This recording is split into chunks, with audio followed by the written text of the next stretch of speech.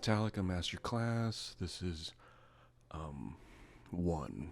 Them talking about one, how it's like a dynamic thing that builds up and all that. One is a song, the very first Metallica song I ever heard. It was early '89. I was, I guess, just about to be 10 years old. That's how long ago it was. And to see something like that in the video is incredibly dark.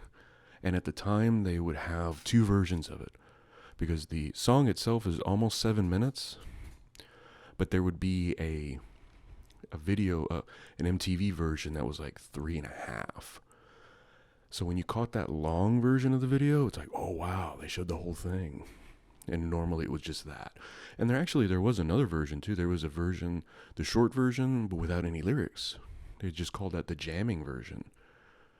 It's got to be somewhere. I think it might be on the one home video, but it's probably somewhere on YouTube. But anyway, this is a song that introduced me to Metallica. This is a song that made me go, oh, okay. Not everything is like that, the stuff that's on the radio. And then to see it on MTV was like, oh, MTV is like whatever at the time. And then you're young enough to think that things are always going to be the way they always are, right? But anyway, this song is interesting in as much as it just starts out as a single guitar, not distorted, a very sad, morose riff, very sad, melodic intro that's quite long. A lot of guitar in it, a lot of just slower stuff, and then it leads into the lyrics.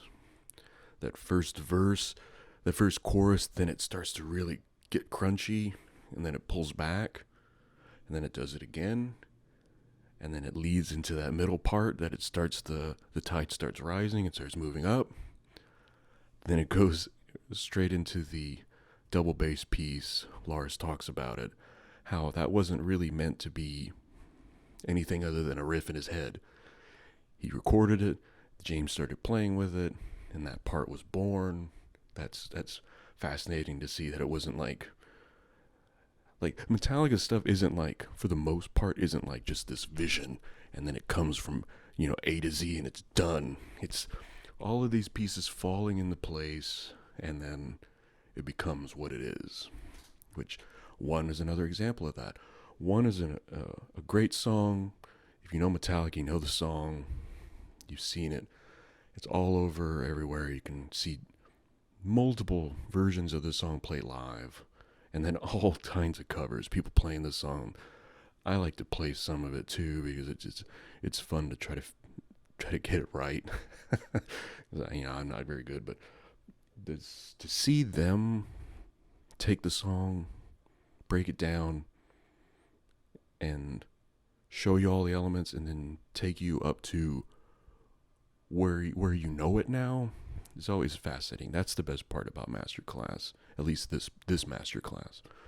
So, great song, Metallica. This is the Masterclass. This is the part for one, because they didn't do them in parts. They just called the titles whatever the action of the class is. So, in this case, they're talking about one in dynamics.